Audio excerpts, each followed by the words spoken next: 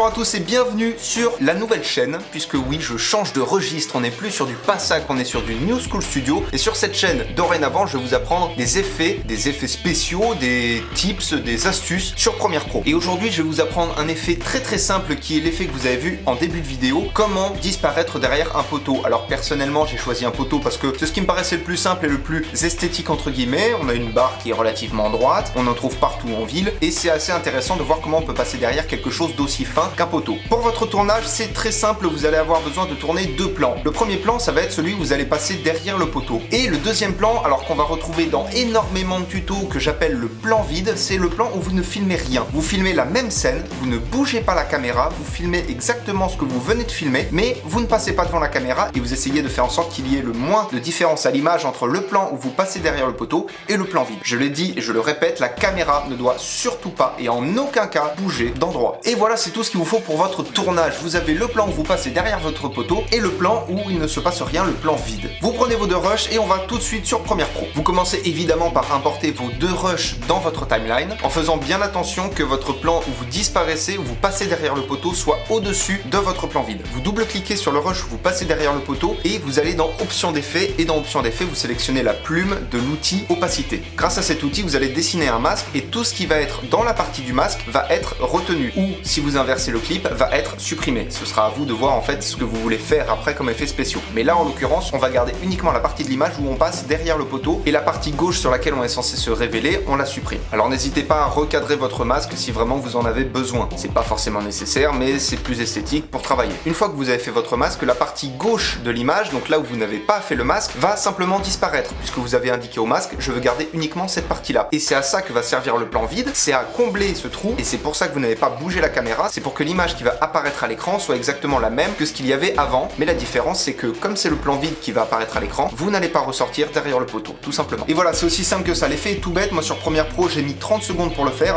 importer les rushs, faire le masque, terminé. Juste n'oubliez pas de mettre le rush avec le plan vide toujours en dessous du plan où vous allez faire un masque. Et voilà, c'est aussi simple que ça. Alors vous pouvez toujours adapter et faire un masque avec du mouvement, avec du tracking, mais vous allez faire du tracking manuel, c'est-à-dire que les points de votre masque, vous allez les déplacer point par point, ça peut prendre vachement de temps et c'est assez long. Je vous conseille à la limite de faire ça sur After Effects, mais Premiere Pro se débrouille très bien pour ça quand même, en admettant que vous preniez le temps de faire ça manuellement. Je vous remercie d'avoir regardé ce premier tuto, alors j'espère que vous avez tout compris, de toute façon c'est la première vidéo du genre sur la chaîne et maintenant je vais m'orienter uniquement là-dedans, donc ça va s'améliorer au fil des épisodes, ne vous inquiétez pas. Je vous remercie d'avoir regardé cette vidéo, on se retrouve bientôt pour un prochain tuto, même si je déteste ce mot, vraiment.